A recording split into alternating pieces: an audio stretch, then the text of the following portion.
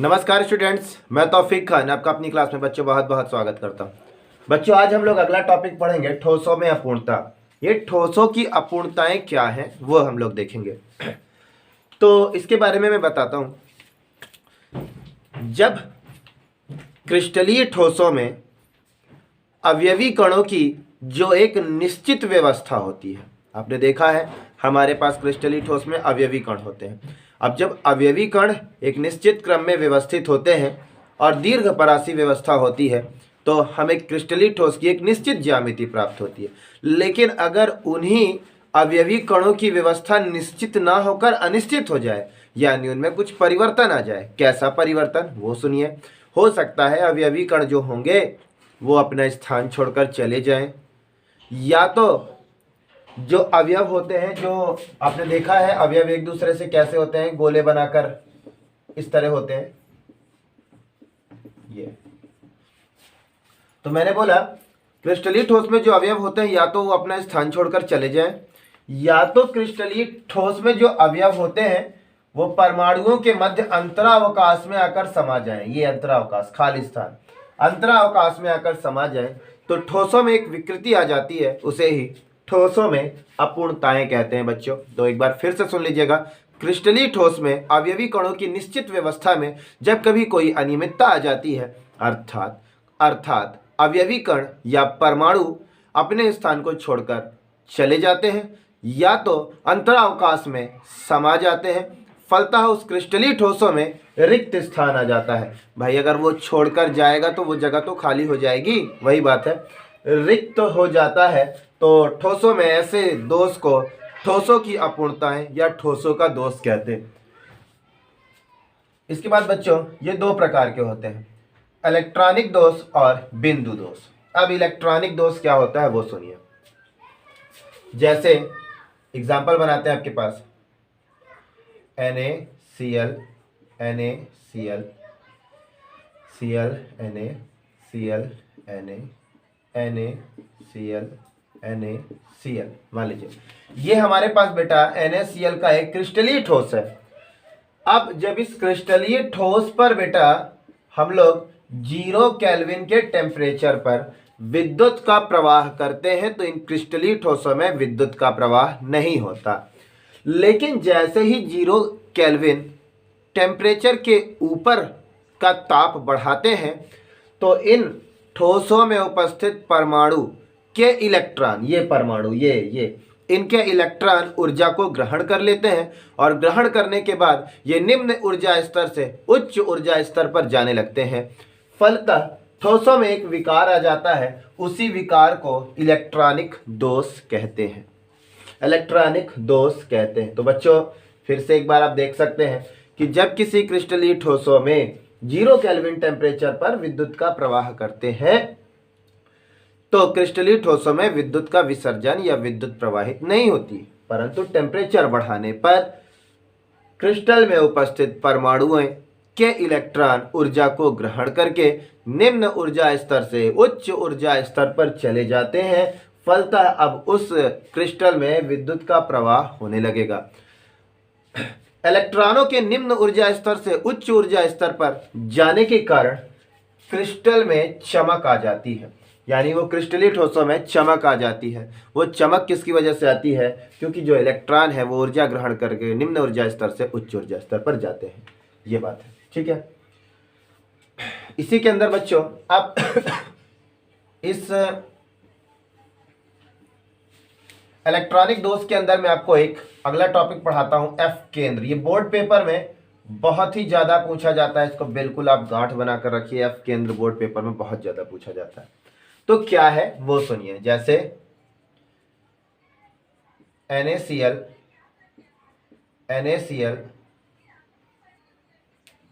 ClNa ClNa, ये तो क्या बोलेंगे आप? जब किसी क्रिस्टलीय ठोस, ये क्रिस्टलीय ठोस है, जब किसी क्रिस्टलीय ठोस को सोडियम की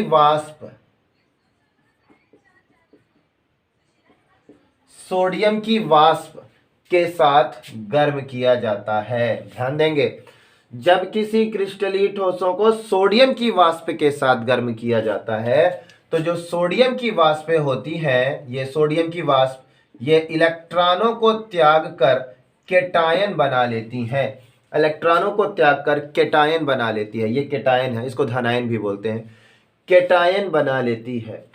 अब ये केटायन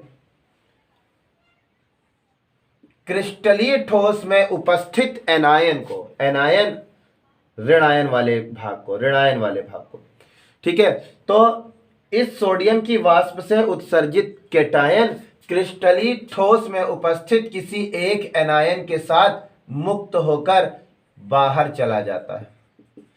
फलतः क्रिस्टलीय ठोस में एक रिक्त स्थान आ जाता है।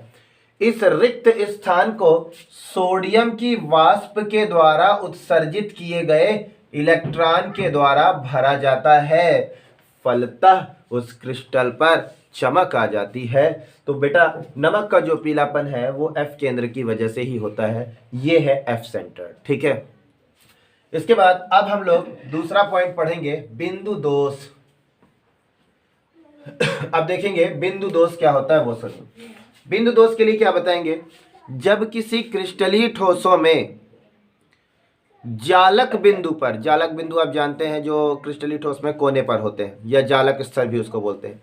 जब किसी क्रिस्टलीय ठोसों में जालक बिंदु या जालक स्थल पर उपस्थित अवयवी कण अपना स्थान छोड़कर चले जाते हैं या तो गायब हो जाते हैं, अपना स्थान छोड़कर चले जाते हैं या तो गायब हो जाते हैं, तो फलतः ठोसों में एक दोष आ जाता है, उसे ही बिंदु दोष कहते हैं। एक बार फिर से डेफिनेशन देखेंगे कि बिंदु दोष किसको कहते हैं, फिर से एक बार देख लीजिए। जब कभी किसी क्रिस्टलीय ठोस में जालक बिंदु पर उपस्थित, जालक बिंदु पर उपस्थित अवयवी कण उस स्थान को छोड़कर चले जाते हैं या अंतरावकाश में समा जाते हैं या गायब हो जाते हैं, फलतः उस जालक स्थल पर रिक्त स्थान आ जाता है, तो ठोसों में आए ऐसे दोष को बिंदु दोष कहते हैं। बेटा ये तीन प्रकार का होता है, रस समीकरण मिति, अरस समीकरण मिति और अशुद्धि दोष। सबसे पहले रस समीकरण मिति क्या होता है वो सुनिए। देखिए पहली बात मैं बताता हूँ रस समीकरण मिति क्या है, मैं इसको एक ओरल आपको समझाने की कोशिश करता हूँ, फिर एक एग्जाम्पल दूंगा। रस समीकरण मिति क्या है? रस समीकरण मिति एक ऐसा दोष है जिसमें क्रिस्टलीय ठोसों में दोष पैदा होने के पहले उनके अवयवों का जो संगठन होता है वो यदि उसमें दोष पैदा हो जाए उसके बाद भी उसमें भाग लेने वाले अवयवों का संगठन यदि समान होता है, अपरिवर्तित रहता है, कोई परिवर्तन नहीं होता, तो ऐसे दोष को रस समीकरण मिति कहते हैं। जैसे ध्यान दें, NaCl NaCl NaCl Cl NaCl NaCl NaCl NaCl NaCl। ध्यान दें बच्चों, यहां पर पहले आप सोडियम देख लीजिए, सोडियम की संख्या कितनी है पहले गिनिए, 1 2 3 4 5 6 7 8 9 बच्चों 9 सोडियम। क्लोरीन 1 2 3 4 5 6 7 8 9 9। अब यदि इन ठोस में उपस्थित परमाणुओं का हम अनुपात निकालें तो सोडियम और क्लोरीन का अनुपात अगर निकालेंगे तो 9 सोडियम के हैं और 9 क्लोरीन के हैं, तो 9 एकम 9 और 9 एकम 9, अर्थात हमारे पास जो अनुपात प्राप्त हो रहा है वो 1:1 का है। इस क्रिस्टलीय ठोस में सोडियम और क्लोरीन का 1:1 का रेशियो देखने को मिल रहा है। लेकिन यदि इसमें कोई ठोस, यदि इसमें कोई विकृति आ जाए, अब विकृति आने का मतलब इनमें जो ये केटायन है, यानी धनायन को केटायन और ऋणायन को एनायन बोलते हैं, ठीक है। जो केटायन है, मान लीजिए ये वाला केटायन, अब ये केटायन इसी क्रिस्टल में उपस्थित किसी एनायन के साथ चला जाए, बाहर निकल जाए, तो यहाँ पर रिक्त स्थान आ गया बच्चों, यहाँ पर रिक्त स्थान आ गया। रिक्त स्थान आने के बाद भी आप इस क्रिस्टलीय ठोस में भाग लेने वाले अवयवों के संगठन में कोई बदलाव नहीं देखेंगे, उतना ही अनुपात देखने को मिलेगा जितना पहले था। अभी देखिए, अब हमारे पास 1 चला गया तो सोडियम 8 बन गए, इधर से क्लोरीन 1 चला गया तो ये 8 बन गया, ये 8 हो गया, ये 8 हो गया, इनको काटे तो फिर से 1 ही आया, अर्थात कोई संगठन के अनुपात में परिवर्तन देखने को नहीं मिलता।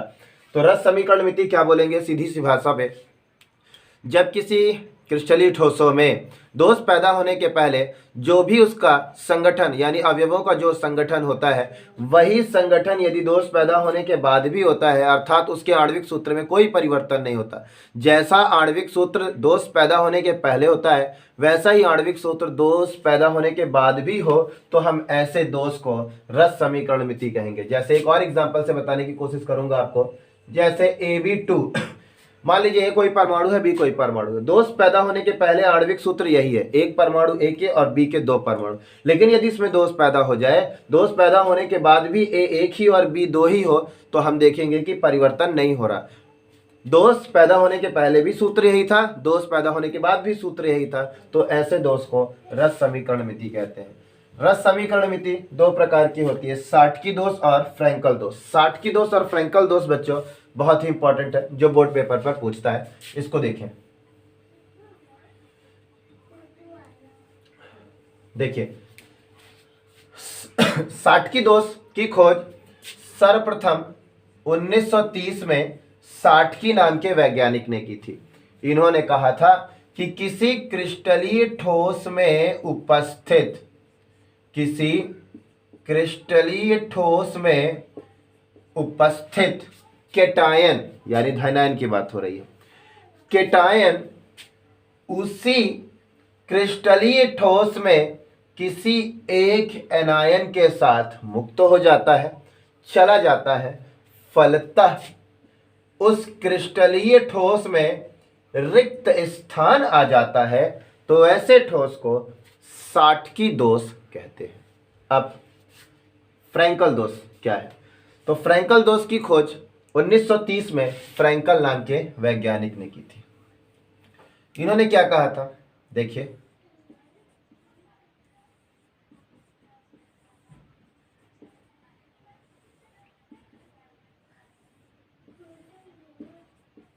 इन्होंने बेटा कहा था, फ्रैंकल ने, किसी क्रिस्टलीय ठोस में केटायन अपना स्थान छोड़कर उसी ठोस में उपस्थित अंतरावकाश में, ये अंतरावकाश खाली स्थान, अंतरावकाश में कहीं समा जाते हैं, तो ठोसों में एक विकृति आ जाती है जिसे फ्रैंकल दोष कहते हैं। तो फिर से एक बार सुने, जब किसी क्रिस्टलीय ठोस में केटायन अपना स्थान छोड़कर किसी अंतरावकाश में समा जाते हैं, फलतः उस क्रिस्टल में रिक्त स्थान आ जाता है, तो ऐसे दोष को हम लोग फ्रैंकल दोष कहते हैं।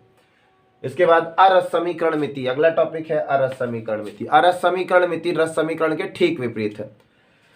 इसमें क्या बोलेंगे, अरस समीकरण मिति एक ऐसे दोष को कहते हैं जिसमें दोष पैदा होने के पहले किसी यौगिक का जो भी अणु सूत्र होता है वो दोष पैदा होने के बाद अपरिवर्तित हो जाता है, उसमें बदलाव आ जाता है, परिवर्तन आ जाता है, तो ऐसे दोष को अरस समीकरण मिति कहते हैं। अरस समीकरण मिति कहते हैं। अरस समीकरण मिति दो प्रकार की होती है, धातु अधिकता दोष, धातु न्यूनता दोष। धातु अधिकता दोष, बात से ही पता चल रहा है धातु अधिक होंगी, ठीक है, यानी केटायन धनायन अधिक होंगे, है ना, यही बात बोल रहा है। तो देखिए, कोई ऐसा ठोस जिनमें केटायनों की संख्या यानी धनायनों की संख्या, केटायनों की संख्या एनायनों से यानी ऋणायनों से अधिक हो जाती है, तो ऐसे दोष को धातु अधिकता दोष कहते हैं। इसी तरह इसको देखिए, धातु न्यूनता दोष, जब किसी क्रिस्टलीय ठोसों में केटायनों की संख्या एनायनों से कम हो जाती है, तो उसे धातु न्यूनता दोष कहते हैं। यहाँ तक ये बातें पूरी हुई। इसके बाद अशुद्धि दोष पढ़ेंगे। तो बच्चों, अशुद्धि दोष क्या होता है, आप इसे बहुत अच्छे तरह से जानते हैं। भैया अशुद्धि दोष क्या है वो सुनिए। अशुद्धि दोष के बारे में मैं आपको बताऊं, अशुद्ध हो जाना। मान लीजिए आपके पास एकदम प्योर पानी है, उस प्योर पानी में थोड़ा सा मिट्टी डाल दीजिए तो पानी अशुद्ध हो गया, है ना। तो अशुद्ध होने के लिए दो चीजें होनी जरूरी है। वैसे ही किसी क्रिस्टलीय ठोसों में जब किसी दूसरे परमाणु की अल्प मात्रा मिला दी जाए, सुनिएगा, किसी क्रिस्टलीय ठोस में, जो क्रिस्टलीय ठोस होगा वो एक ही प्रकार के अवयवों से मिलकर के बना होगा, ठीक है। तो किसी क्रिस्टलीय ठोसों में जब किसी दूसरे परमाणु की अल्प मात्रा मिला दी जाए तो ठोसों में एक विशेष प्रकार का दोष पैदा हो जाता है, और ऐसे ही दोष को अशुद्धि दोष कहते हैं। अशुद्धि दोष में आपको दो टॉपिक देखने को मिलेगा, एन डोपिंग और पी डोपिंग। तो वो देखिए क्या है, वो समझाते हैं आपको। एन डोपिंग और पी डोपिंग क्या कहलाती है वो देखिए। सबसे पहले वर्ग 14 का तत्व देखना है, ठीक है। तो बाकी और चीजें मिटा देता हूं, सिर्फ अशुद्धि दोष हमें पढ़ाना है, मैं यही पढ़ाऊंगा आपको, ताकि इसमें बोर्ड की ज्यादा जरूरत पड़ेगी।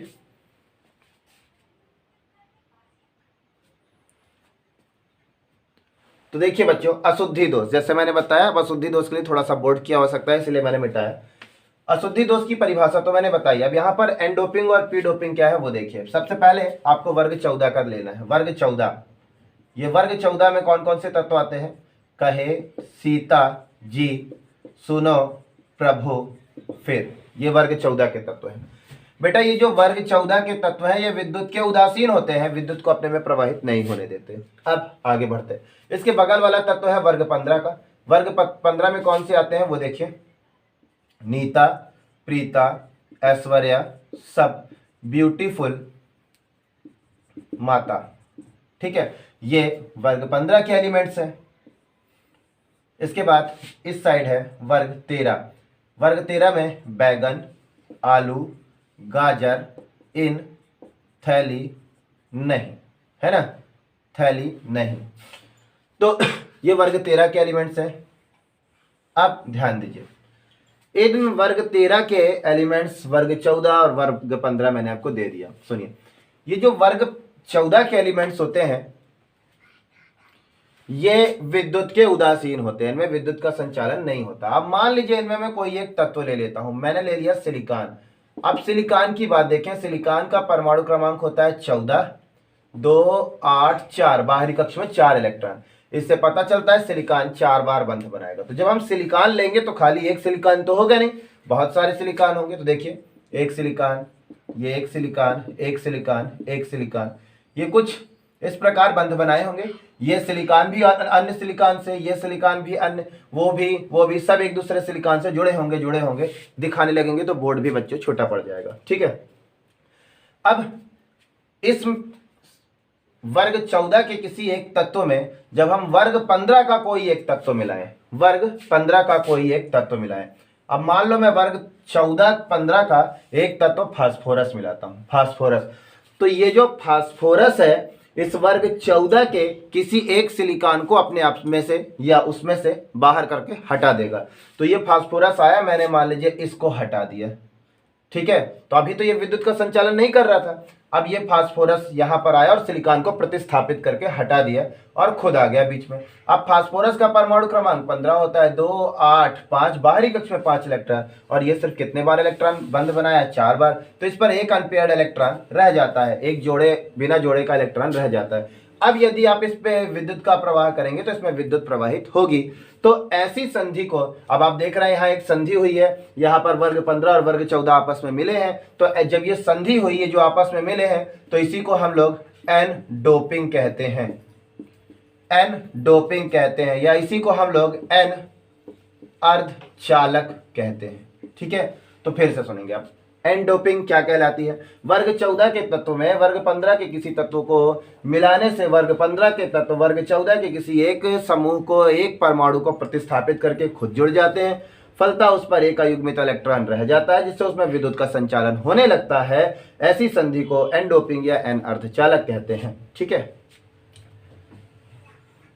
अब इसी प्रकार ये वाला तो हो गया। अब 13 जब मिलाएंगे 14 में तो उसी को हम लोग पी डोपिंग कहेंगे। ठीक है, जैसे सिलिकॉन ही लिया था तो देखिए सिलिकॉन, सिलिकॉन, ये वर्ग 14 के जितने भी तत्व मैंने आपको बताया ये कैसे हैं? ये सब के सब विद्युत उदासीन है। अब यदि आपने इसमें कोई वर्ग 13 का कोई तत्व मिलाया, अब मान लीजिए इस पर मैं एल्यूमिनियम मिला रहा हूं, तो जब एल्यूमिनियम मिलाऊंगा तो एल्यूमिनियम धातु है और सिलिकॉन अधातु है। ये जो अधात्विक गुण ज्यादा रख रहा है तो ये एल्यूमिनियम के साथ बंध बनाना पसंद करेगा, क्योंकि अधातुएं धातुओं के साथ बंध बनाती हैं। तो सिलिकॉन सबसे पहले भाई बंध को सिलिकॉन के साथ तोड़कर अपना एल्यूमिनियम के साथ बंध बना लेगा, और जब एल्यूमिनियम के साथ बंध बना लेगा तो ये वाला जो सिलिकॉन है इस सिलिकॉन से अपना बंध तोड़ देगा, हट जाएगा। लेकिन लगातार सिलिकॉन इस सिलिकॉन से बंध बनाने की कोशिश करेगा लेकिन बंध नहीं बना पाएगा, क्योंकि सिलिकॉन के साथ अब एल्यूमिनियम ने बंध बना लिया। फलतः उस क्रिस्टल में या उस यौगिक में एक मुक्त सिलिकॉन का परमाणु रह जाएगा, या एक मुक्त अवयव रहेगा, या एक मुक्त घटक रहेगा। अब यदि इस पर हम विद्युत प्रवाह करेंगे तो विद्युत का जो प्रवाह है इस मुक्त परमाणु के एक अयुग्मित इलेक्ट्रॉनों के कारण विद्युत का संचालन होने लगेगा, क्योंकि सिलिकॉन पर एक अयुग्मित इलेक्ट्रॉन रह गया इसके हट जाने से, तो विद्युत का संचालन होने लगेगा। तो ऐसी ही संधि को हम लोग पी डोपिंग या पी अर्धचालक कहते हैं। तो ये हो गया अशुद्धि दोष बच्चों। उम्मीद है आज आपको मेरी ये क्लास समझ में आई होगी। धन्यवाद।